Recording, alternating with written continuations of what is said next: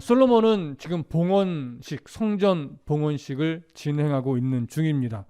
봉헌사도 마쳤고 또 제단 앞에서 백성들을 마주보며 무릎을 꿇고 하늘을 향해서 두 손을 뻗어서 기도하기 또 시작을 했지요.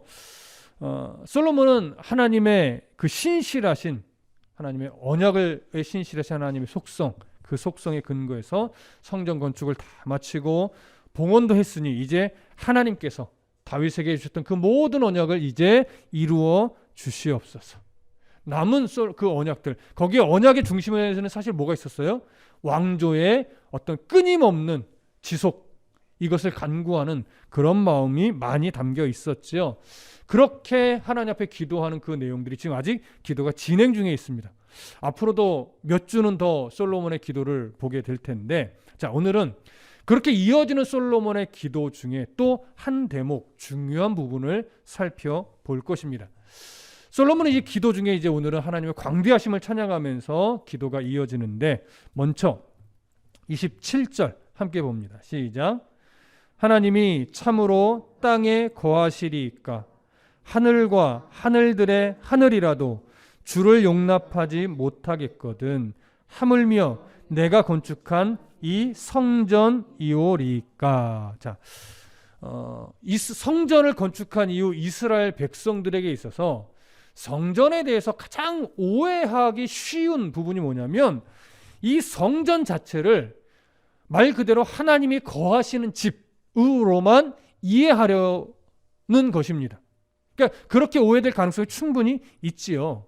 그러나 성전을 건축하고 봉헌을 하고 기도하는 그 내용을 보면 솔로몬만큼은 이 성전이 가지고 있는 의미, 성전은 단순하게 하나님이 거하는 처소의 개념을 더 넘어서고 있다라고 하는 것을 솔로몬은 분명히 알고 있었어요. 그러면서 지금 오늘의 고백을 보면 솔로몬은 이 건물로 지은 성전은 너무나 작아서 도저히 하나님이 사시는 집이 될 수 없다라고 하는 것을 밝힙니다. 그래서 뭐라고 오늘 고백을 하냐면 하나님은 너무나 광대하신 분이기 때문에 하늘도 하나님의 처소가 될 수 없으며 하늘들의 하늘도 하나님의 처소가 될 수 없다. 하나님이 거하실 수 없다. 다시 말하면 그 광대하시고 무한하신 하나님을 수용할 수 없다. 하늘도 하늘들의 하늘도 하나님을 수용할 수 없는데 하물며 이 건물로 된 성전이 하나님의 처소가 될 수 있겠느냐. 이런 말을 하는 거예요. 솔로몬의 이 시각은 아주 정확한 고백이죠. 그런데 솔로몬은 분명히 정확한 고백을 기도를 통해서 하고 있지만 이 고백이 이 이스라엘이 포함하고 있는 주변의 고대 근동의 문화, 그러니까 신적 이해에 근거한다면 이건 놀라운 고백이에요. 우리로서는 뭐 지극히 당연한 고백이기 때문에 이 고백이 와 대단하다라고 보지만 사무도 우리에게 있어서는 특별한 고백이 아니에요. 너무나 당연한 고백이죠. 그러나 당시의 고대 근동의 세상 속에서는 놀라운 고백이에요. 여러분 왜 이것이 놀라운 고백일까요? 당시 고대 근동에 살아가는 수많은 나라 사람들, 민족들은요 신에 대해서 어떤 이해를 갖고 있냐면 지역신의 개념을 갖고 있었어요. 그리고 지역마다 주신이 달라요. 수많은 신들을 섬겨야 자기들이 원하는 바, 소망하는 바 이것에 따라서 그것에 관련된 여러 수많은 신들을 섬기는데 지역에 있어서 대장신이 있어요. 그 대장신은 각각 달라요. 그러다 보니까 지역신의 이미지가 있기 때문에 고대 근동은 항상 신적 이미지가 이거예요. 어떠한 땅, 아니면 어떠한 산, 아니면 어떤 민족의 경계, 그 지역 안에서만 효력을 발휘하는 신이에요. 그렇게 생각해보세요. 성의 곳곳에 이런 이미지가 나타나 있는데 내가 어느 지역에서 살아요.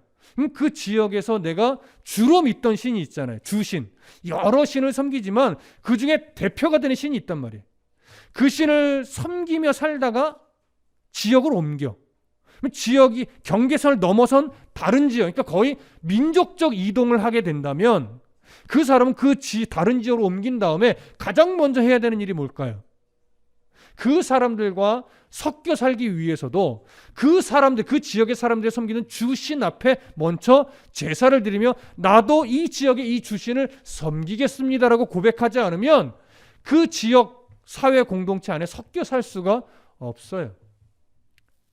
하나님이 이 테스트를 했던 가장 대표적 성경의 인물이 누구예요? 아브라함이죠. 메소포타미아에서 달신을 주신으로 섬기며 살아가던 아브라함. 그가 이동을 했어요. 하나님의 말씀에 따라 이동을 해서 약속의 땅 가나안 땅으로 들어가야 돼요. 근데 중간에 어디 머물러요? 하란에 머물러요. 물론 아버지의 문제도 있었고 여러 가지 문제로 하란에 머무르는데 하란도 주시는 달신이었어요. 그래서 무리 없이 한동안 살아가는데 하나님의 명령을 순종하지 못하고 잊어버리고 있어요. 그래서 하나님이 다시 한번 하란에 있던 아브라함에게 뭐라고 합니까? 너의 고향과 친척과 아버지 집을 떠나 내가 내게 가라고 지시한 땅으로 가라. 그래서 결국 하나님은 하란에 있던 아브라함을 다시 끌어내서 약속의 땅, 그 중에서도 일단 첫 발을 디딘 곳이 어디야? 세겜 땅이었죠. 세겜 땅에 도착을 하자마자 하나님이 아브라함에게 요구한 것이 하나였습니다. 모래 상수리 나무 아래서 내게 제사해라. 이것이 결코 쉬운 요구가 아니었다라고 하는 건 우리가 창세기를 강의하고 성경 공부할 때도 말씀드렸습니다. 왜냐하면 세겜 땅에 있는 모래 상수리 나무는 그 사람들이 자기들의 주신을 섬기던 제사 장소예요.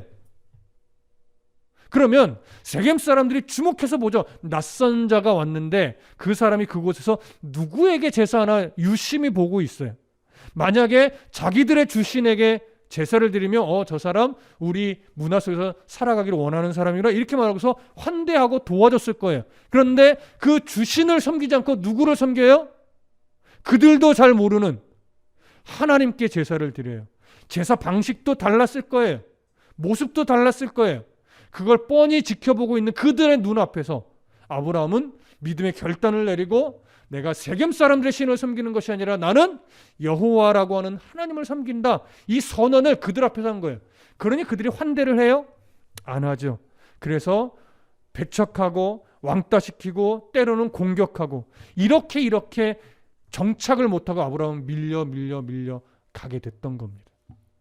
이런 것처럼 그 시대, 솔로몬의 시대까지도 이스라엘 외의 다른 나라들은 다 지역신을 섬겨요. 수많은 신들을 섬기며 자신들이 주신으로 섬기는 신이 각자 다 있어요. 이런 신관이 팽배하던 때에 이스라엘도 사실은 그런 영향 앞에 다 있습니다. 그런 영향을 받고 있습니다.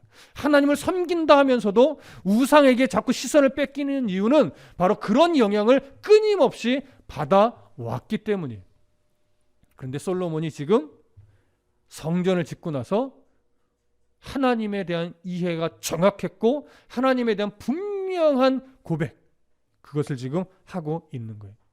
이 성전을 처소로 삼으신 하나님은 지역에 국한된 신이 아니라고 하는 거죠. 어떤 경계 안에서만 힘을 쓰는 그런 신이 아니다라고 하는 거죠. 이 온 땅, 하늘들의 하늘도 하나님은 처소로서 부족하신, 그렇게 광대하고 무한하고 영원하신 하나님이라고 하는 것, 이것이 바로 지금 솔로몬의 고백인 겁니다.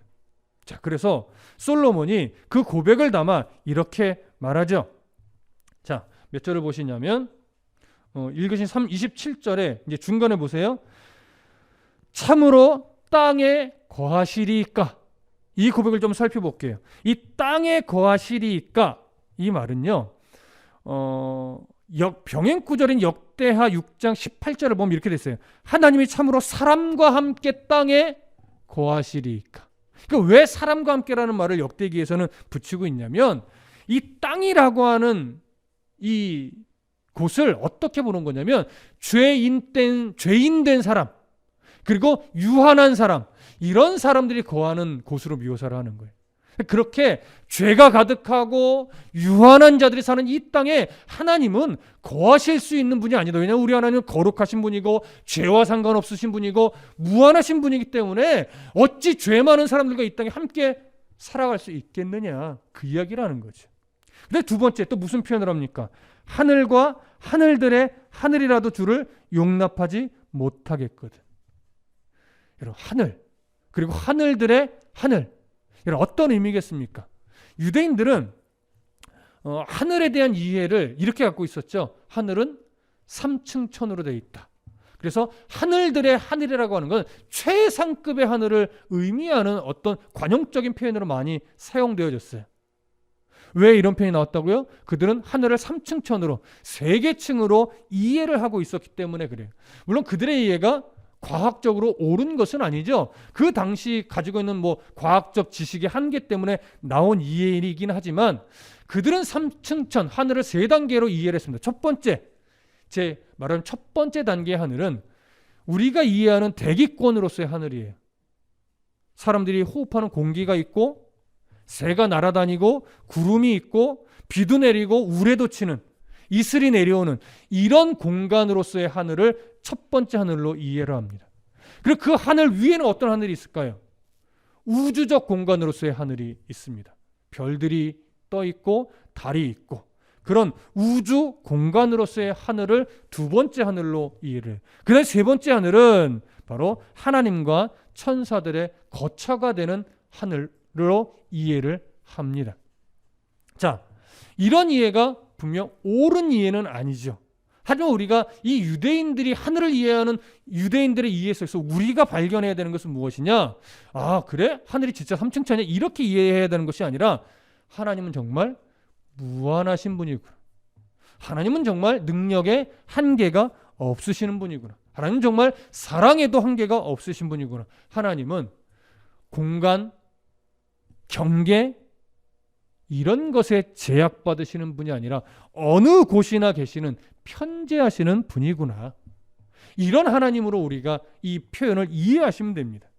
하나님은 다드림교회만 계시는 하나님이 아니라 모든 교회에 계시죠. 하나님이 세우신 모든 교회, 또 하나님을 사랑하는 모든 성도들의 심령 가운데 계시는 분입니다. 그래서 솔로몬은 이렇게 하나님에 대해서 바른 이해를 가지고 있었기 때문에 하나님이 참으로 땅에 거하시리, 하늘과 하늘들의 하늘이라도 주를 용납하지 못하겠거든. 지금 우리가 이해하셨던 대로 다시 한번 정리하면 하나님은 너무나 무한하시고 광대하시고 영원하신 분이라서 죄인들과 함께 이 땅에 거할 수 없는 그런 하나님이시고, 또 저 우주, 모든 우주, 이 하늘의 하늘들이라도 우리 하나님은 수용할 수 없을 만큼 광대하고 무한하신 그런 분이다. 그래서 이렇게 말하죠. 하물며, 이 표현과 함께 하물며 내가 건축한 이 성전이오리이까.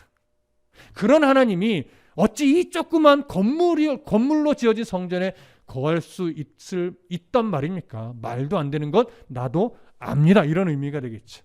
하지만 이건 28절의 내용을 말하기 위한 어떤 배경적 설명일 뿐이에요. 28절 볼까요?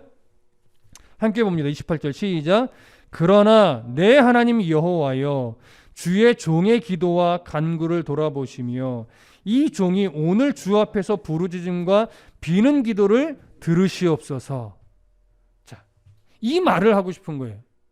다시 말하면 이거죠. 27절과 28절을 연결해서 우리가 정리를 해보면 하나님은 얼마나 무한하고 광대하신 분인지, 죄인들과 함께 이 땅에 거하실 수 없는 분이기도 하고 온 우주도 하나님의 처소가 될 수 없을 만큼 무한하고 광대하신 분인데, 그러니 당연히 이 성전을 처소로 삼는다는 것도 말이 안 되지만, 놀랍게도 하나님은 솔로몬이 지은 이 성전을 자신의 처소로 인정해 주셨습니다. 처소로 삼아 주셨습니다. 이런 의미가 담겨 있는 거예요. 그러니 그렇게 하나님이 이 성전을 처소로 인정하시고 삼아 주셨으니 이제는 내가 드리는 기도를 하나님 들어주십시오.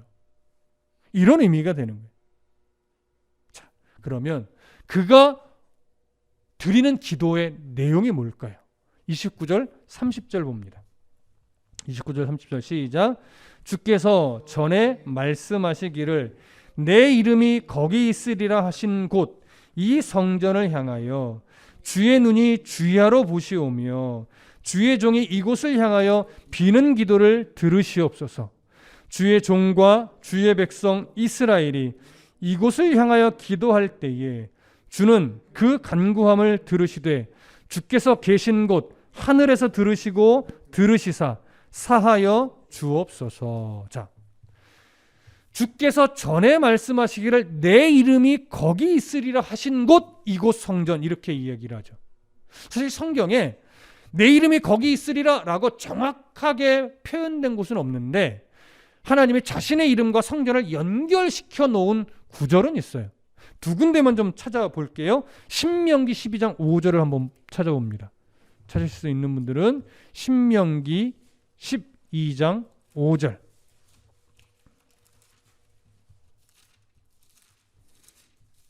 신명기 12장 5절. 자, 찾으신 분들만 함께 읽겠습니다. 신명기 12장 5절 시작. 오직 너희의 하나님 여호와께서 자기의 이름을 두시려고 너희 모든 지파 중에서 택하신 곳인 그 계실 곳으로 찾아 나아가서. 참, 이것은 무슨 말씀이냐? 하나님께서 모세의 성막, 모세를 통해 만들게 하신 이 성막, 천막으로 된 성전이 불완전하고 보잘것없음에도 불구하고 하나님이 그 성전에 자기의 이름을 두기로 작정하셨었다라고 하는 의미예요. 또 한 구절 볼까요? 사무엘하 7장으로 가봅니다. 사무엘하 7장 13절. 사무엘하 7장 13절. 자, 찾으셨으면 함께 읽습니다. 사무엘하 7장 13절 시작. 그는 내 이름을 위하여 집을 건축할 것이요 나는 그의 나라 왕위를 영원히 견고하게 하리라. 솔로몬에 대한 이야기죠. 직접적으로 1차적으로 보면 내 이름, 하나님의 이름을 위하여 집을 건축할 것이요 라고 미리 다윗에게 이야기를 해 주셨었습니다. 자, 이처럼 솔로몬은 이 땅도 이 우주도 이 성전도 거룩하고 무한하고 광대하시고 영원하신 하나님의 처소가 될 수 없지만 모세의 성막에 자신의 이름을 두고 거해 주셨던 하나님이 이제 솔로몬의 성전도 자신의 이름을 두고 거하실 처소로 삼아 주셨으니 감사합니다. 먼저 이 고백을 하는 것이고, 특히 성전의 이름을 두신다라고 하는 표현을 이렇게 풀어서 설명했어요. 내 이름이 거기 있으리라 하신 곳, 이 성전을 향하여 주의 눈이 주야로 보시오며. 자, 이 부분이 중요한 거죠. 성전이 표면적으로는 누가 임재하여 거하시는 곳이에요? 하나님이 임재하여 거하시는 곳이에요. 이건 표면적으로 그래요. 하지만 실제적으로는 하나님이 이렇게 우리처럼 현연에서 내려오셔서 거기서 잠도 자고 음식도 먹고 이런 식의 처소로 이해하는 것이 아니라 그곳에 누구의 이름을 두시는 거예요? 하나님의 이름을 두신다라고 하는 의미에서 처소라는 거예요. 그럼 이름을 두신다는 것이 어떤 의미라고 말하는 것이냐? 주의 눈이 변함없이 성전을 주야로 보고 계신다라고 하는 거예요. 그럼 주의 눈이 성전을 본다는 게 어떤 의미예요? 바로 성전을 중심으로 해서 하나님의 율법과 규례를 지키며 하나님의 백성으로서 살아가는 백성들의 삶의 모든 일거수일투족을 한순간도 놓치지 않고 하나님은 다 보고 계신다라고 하는 것이죠. 이게 놀라운 거예요. 따라서 이 표현 안에도 중심이 어디 있냐면 성전에 있지 않아요. 중심이. 성전이 중요한 것이 아니라 성전이 상징하고 있는 하나님의 임재, 하나님의 이름을 두신 그곳을 중심으로 해서 백성들이 얼마나 하나님의 말씀과 그 규례를 지키며 하나님의 백성으로 살아가려고 몸부림치느냐, 이것이 중요한 것임을 솔로몬은 말하고 있는 거예요. 그러한 삶을 하나님은 보고 계신다 이거죠. 솔로몬도 그렇게 살아가기를 하나님이 바라고 계시는 것이고 백성들도 그렇게 삶을 살아내기를 하나님은 원하신다라고 하는 거예요. 그래서 이름을 두신다는 것이고, 그 이름을 두신다라고 하는 것은 주야로 다 지켜보신다라고 하는 의미를 하나님이 담아 놓으신 것이고, 솔로몬은 그것을 정확히 알고 기도 가운데 고백을 한 겁니다. 이렇게 성전은 하나님의 시선이 머무는 곳입니다. 결국 성전은 하나님의 백성들을 바라보시는 하나님께 중심을 두고 있는 거예요. 그래서 솔로몬이 이렇게 말하죠.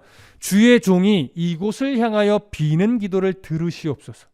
주의 종과 주의 백성 이스라엘이 이곳을 향하여 기도할 때 주는 그 간구함을 들으시되 주께서 계신 곳 하늘에서 들으시고 들으시사 사하여 주옵소서. 여러분, 다니엘 이후에 다니엘이 포로로 끌려가서 바벨론에 거하면서 늘 이스라엘의 성전이 있는 곳을 향하여 기도를 했잖아요. 그것이 사실은 출발점이 돼서 이때도 이스라엘은 언제나 성전을 향해서 기도해요. 북쪽에 있어도 성전을, 남쪽에 있어도 성전을, 서쪽, 동쪽에 있어도 성전을 바라보고 기도하는 것이 그들의 어떤 문화적 관습처럼, 종교적 관습처럼 되었었는데, 오늘 여기서 중요한 초점은 뭡니까? 진짜 방향과 각도를 성전을 향해서 기도하는 게 중요해요? 강조점은 거기에 있는 것이 아니죠.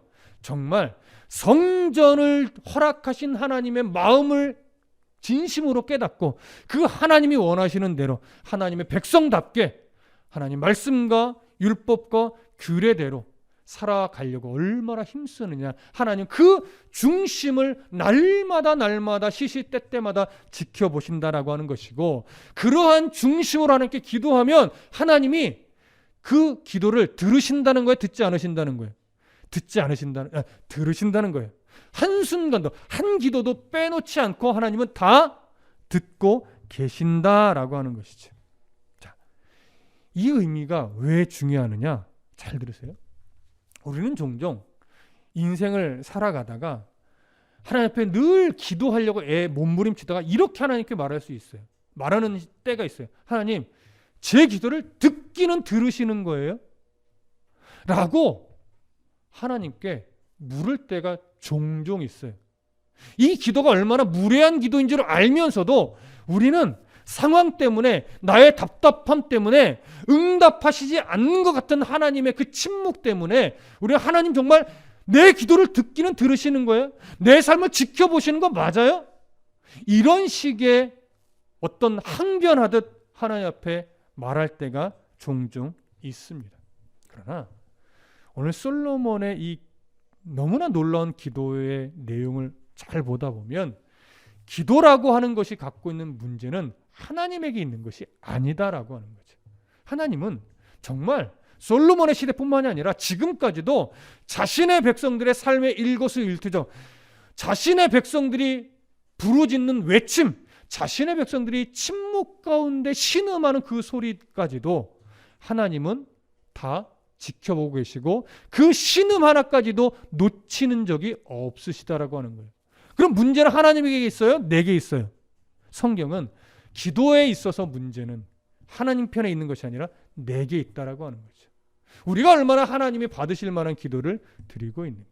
우리는 얼마나 영적으로 예민하게 하나님을 중심으로 깨어 있어서 하나님의 응답을 응답으로 우리가 느끼고 있느냐, 인정하고 있느냐, 이걸 봐야 돼요.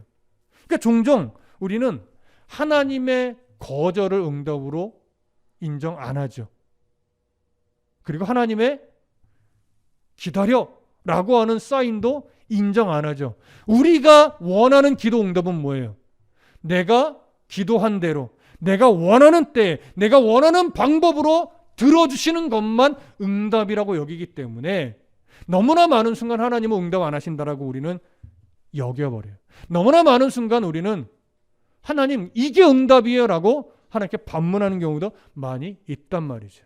여러분, 기도 응답은 내가 원하는 대로 주는 것이 응답이 아니라 하나님이 자신의 기뻐하고 선하신 뜻대로 우리에게 들려주시고 보호해주시고 보여주시고 행해주시는 것이 응답입니다. 근데 언제나 우리는 기도 응답이라 하면 내가 원하는 대로 되어지는 것, 그것만이 응답이라고 여기는 것이 우리의 습성이죠. 그래서 기도, 또 기도 응답은 언제나 하나님에게서 문제가 있지 않습니다. 항상 기도하며 살아가는 나에게 문제가 있는 거죠. 하나님은 우리의 신음에도 응답하시는 하나님이라고 우리는 날마다 찬송하고 고백했듯이 그 고백은 진리이고 진실입니다. 그렇다면 우리의 신음에 하나님이 어떠한 마음을 갖고 계시고 어떤 안타까움을 갖고 계실지 우리는 날마다 생각해야 하는 거죠. 오늘 솔로몬의 이 기도를 기록한 저자는 사실 1차적으로 누구를 바라보며 쓴 글이에요? 포로 시대를 살아가고 있는 이 포로의 땅에서 처참하게 또 가슴 아프게 살아가고 있는 이 포로된 이스라엘 백성들, 그들을 1차적으로 생각하고 쓴 글이에요. 그들은 성전이 파괴되고 나라를 잃어버리고 포로가 되어 절망스럽게 살아가는 자신들의 처지를 생각하면서 늘 참 불행하다, 우리 하나님은 힘이 있는 건가, 우리가 고향으로 돌아갈 수 있을까, 이런 어떤 안타까움과 종교적 회의를 가지고 살아가고 있었어요. 하지만 그들에게 있어서 오늘 이 메시지는 다시 한번 소망이 될 겁니다. 왜냐하면 하나님은 건물로 된 성전에 계시는 분이 아니라 어디든 계시는 분이고 우주도 감당할 수 없는 그런 놀라우신 무한하신 하나님인데, 내가 오늘 그 하나님을 바라보며 하나님 앞에 바른 기도의 삶을 살아낸다면, 하나님의 말씀과 규례를 지키는 삶을 건강하게 살아만 낸다면 하나님 언젠가 우리를 바라보시는 중에 우리를 회복의 길로 이끌어 갈 것이다. 이러한 소망의 메시지가 사실은 이 본문 안에 고스란히 담겨 있는 겁니다. 오늘 우리에게는 메시지가 전혀 다를까요? 그렇지 않습니다. 여러분, 코로나가 2년째 진행이 되고, 물론 이제는 백신을 맞을 때가 이제 곧 다가온다라고 말을 하지만, 이 코로나로 인해서 우리의 일상도 많이 바뀌었지만 예배 생활도, 신앙 생활의 어떤 모습도 굉장히 많이 지금 바뀌어 버렸습니다. 이것이 예전처럼 정상적으로 돌아올지 아니면 다시 새로운 교회의 어떠한 모습으로 조금은 바뀌어갈지 앞으로 우리가 알 수는 없지만, 이 가운데 우리가 놓치지 않아야 될 하나는, 하나님은 한순간도 교회의 시선을 다른 곳으로 돌리신 적이 없다는 사실이죠. 하나님은 한순간도 자기 백성들에게서 시선을 돌리신 적이 없다라고 하는 사실이죠. 언제나 우리는 하나님의 시선 아래에 있었고, 언제나 교회는 하나님의 붙잡아 주시는 은혜 가운데 있었어요. 그래서 상황을 보면 분명히 절망스러운 시대에 우리가 놓여 있지만, 이 시대 위에 계시는, 이 상황 위에 계시는 하나님을 보면 언제나 교회의 입장에서는 소망이 아닌 적이 없었습니다. 언제나 하나님의 백성에게서는 소망이 아닌 삶이 없었던 적이 없습니다. 왜냐하면 하나님은 언제나 변함없이 자신의 이름을 교회에 두셨고, 언제나 하나님은 자신의 이름을 성전된 성도 개개인에게 늘 두어 오셨기 때문에 그렇습니다. 이런 하나님을 가슴 깊이 새기고 살아간다면 그 성도에게 있어서는 날마다가 소망의 날이고 날마다 은혜의 날이 되었을 겁니다. 하여튼 이런 하나님을 놓치면 아무리 좋은 환경에 있어도 그 사람의 인생은, 그 사람의 하루는, 그 사람의 일생은 소망 있는 일상이 아니었겠죠. 여러분, 이런 하나님과 우리가 날마다 동행하셔야 됩니다. 이런 하나님의 이름을 우리에게 두셨기 때문에 우리는 날마다 소망으로 살아낼 수 있는 겁니다. 제가 저번 주, 이번 주 어떤 찬양 한 곡을 알게 되면서 너무나 그 가사의 구절구절이 귀에 들어오고 마음에 새겨져서 지금 계속 듣고 있는 찬양이 있는데, 그 찬양의 중심 가사가 이런 것이 있어요. 우리가 살아온 모든 순간이 당연한 것이 아니라 은혜였어. 내 삶에 당연한 건 하나도 없었던 것을, 모든 것이 은혜였어. 이런 찬양의 중심 가사를 보면서, 그래, 나도 이것을 많이 놓치고 있었구나. 내가 호흡하고 살아내는 한순간 한순간도 정말 은혜 아니었던 적이 없는데, 나는 그것이 그냥 당연하게 흘러가는 일상이었던 것처럼 나는 여기고 살았었구나. 내 삶에 그리스도인이 된 이상 내 삶에 당연한 건 하나도 없는데 내가 어찌 그렇게 당연하게 여기며 감사하지 못하고 살아왔던가. 이런 생각을 하면서 이 찬양을 많이 들었었습니다. 여러분, 성도의 삶은 당연한 것이 하나도 없음을 인정하시기 바랍니다. 우리가 살아온 모든 순간은 하나님의 이름을 두신 삶이고, 하나님께서 당연하게 주신 삶이 아니라 내 자녀로, 내 백성으로 언제나 나를 주목하여 바라보시며 우리의 삶을 인도하시는 그런 삶입니다. 그래서 여러분, 성도에게 절망적인 상황은 없습니다.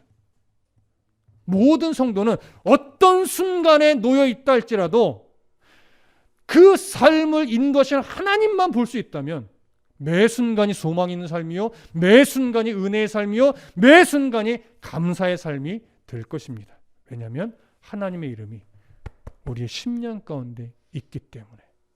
이걸 인정하시고 믿음으로 고백하며 날마다 소망 있는 삶을 살기를 축복합니다.